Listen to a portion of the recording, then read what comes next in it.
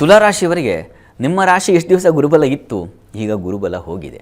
ಗುರುಬಲ ಹೋಗಿದೆ, ಹಾಗಂತ ಫಲ ಏನೂ ಕಡಿಮೆ ಆಗಿಲ್ಲ. ಕರ್ಮಸ್ಥಾನದಲ್ಲಿ ಗುರು ಸಂಚರಿಸುವಾಗ ಸ್ವಾಚಾರ ಸುಯಶ ನಭಸ್ಯತಿಧನಿ ಜೀವೇ ಮಹೇಶಪ್ರಿಯ ಅಂತ ಹೇಳಿದೆಯಲ್ಲ, ಹೀಗಾಗಿ ತುಂಬ ವಿಶೇಷವಾದ ಫಲಗಳು. ಗುರು ಕರ್ಮಸ್ಥಾನದಲ್ಲಿ ಸಂಚರಿಸಿದ್ರೆ ಸ್ವಾಚಾರ ನಿಮ್ಮ ಚಟುವಟಿಕೆಗಳೇನಿದಾವೋ, ನಿಮ್ಮ ಕರ್ತವ್ಯಗಳೇನಿದಾವೋ ಅವುಗಳಲ್ಲಿ ನೀವು ಯಶಸ್ಸನ್ನು ಸಾಧಿಸ್ತೀರಾ.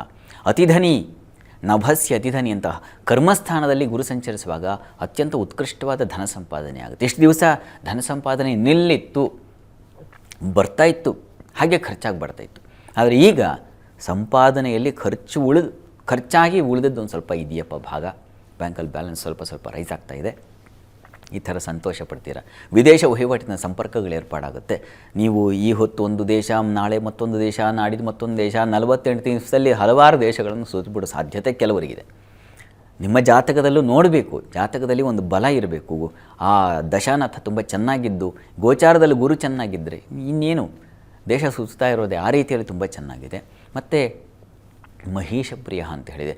ರಾಜರಿಗೆ ಯಾರು ನಿಮ್ಮ ನಾಯಕರು, ನಿಮ್ಮ ಸಮೀಪದಲ್ಲಿರ್ತಕ್ಕಂತಹ ನಿಮಗೆ ಗೊತ್ತಿರತಕ್ಕಂತಹ ನಾಯಕರಿಗೆ ಹತ್ತಿರ ಆಗ್ತೀರಾ, ಅವರು ಒಂದೊಂದು ವಿಶ್ವಾಸವನ್ನು ಗಳಿಸಿ ಅವರ ಒಂದು ಪರ್ಸನಲ್ ಕೆಲಸಗಳು ಅಥವಾ ಇನ್ಯಾವುದೋ ಒಂದು ವಿಶೇಷ ಕೆಲಸಗಳನ್ನು ನಿಮಗೆ ವಹಿಸಿ ಅದರಲ್ಲಿ ಗೆಲುವು, ಅದರಲ್ಲಿ ಯಶಸ್ಸು, ಅದರಲ್ಲಿ ಗೌರವ ಸಂಪಾದನೆ ಮಾಡ್ತಕ್ಕಂತಹ ಸಾಧ್ಯತೆಯನ್ನು ಖಂಡಿತ ಗುರು ತಂದು ಕೊಡ್ತಾನೆ.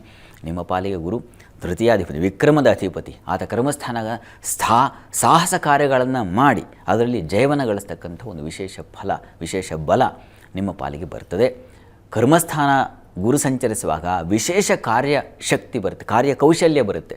ಇಷ್ಟು ದಿವಸ ನೀವು ಮಾಡ್ತಾ ಇರೋ ಕೆಲಸಕ್ಕಿಂತ ಈಗ ನೀವು ಮಾಡೋ ಕೆಲಸಗಳಿಗೆ 4 ಜನ ನೋಡಪ್ಪ ಕೆಲಸ ಇವ್ರ ಥರ ಇರಬೇಕು, ಹೀಗೆ ಮಾಡಬೇಕು ಕೆಲಸ, ಆದರ್ಶ ಕೆಲಸಗಾರರು ಅಂತ ನೀವು ಸರ್ಟಿಫಿಕೇಟ್ ತೊಗೋತೀರ. ಆ ರೀತಿಯಲ್ಲಿ ಒಂದು ಗೌರವ, ಸ್ಥಾನಮಾನ, ಮನ್ನಣೆ ಸಿಗ್ತಕ್ಕಂಥದ್ದು, ಅಲ್ಲಿ ಪ್ರಶಂಸೆಯ ಸ್ಥಾನ ಅದು. ಹೀಗಾಗಿ ಪ್ರಶಂಸೆಗೆ ಪಾತ್ರರಾಗ್ತೀರಾ. ಹೀಗಾಗಿ ಬಹಳ ವಿಶೇಷವಾಗಿದೆ. ಗುರುಬಲ ಹೋಯ್ತಲ್ಲ ಅಂತ ಕೊರಗಬೇಕಾಗಿಲ್ಲ. ತುಲಾರಾಶಿಯವರು ಚೆನ್ನಾಗಿದೆ, ಯೋಚನೆ ಮಾಡಬೇಡಿ. ಆದರೆ ನಿಮ್ಮ ರಾಶಿಗೆ ಅವನು ಷಷ್ಠಾಧಿಪತಿಯೂ ಹೌದು. ಹೀಗಾಗಿ ಸ್ವಲ್ಪ ಆರೋಗ್ಯದಲ್ಲಿ ಏರುಪೇರು, ನೀರಿನ ಸಂಬಂಧಿ ರೋಗಗಳು ನಿಮ್ಮನ್ನು ಬಾಧಿಸಬಹುದು. ಮೊಣಕಾಲು, ಕಾಲು, ತೊಡೆ ಈ ಭಾಗದಲ್ಲಿ ನೋವಾಗಬಹುದು. ಸ್ವಲ್ಪ ಎಚ್ಚರ ವಹಿಸಿ. ಕಿಬ್ಬೊಟ್ಟೆ ಭಾಗದಲ್ಲಿ ತೊಂದರೆ ಆಗಬಹುದು, ಹುಷಾರು. ಗುರುಚರಿತ್ರೆ ಅಥವಾ ಗುರುಕವಚವನ್ನು ಹೇಳಿಕೊಂಡ್ರೆ ಬಹಳ ಒಳ್ಳೆಯದು.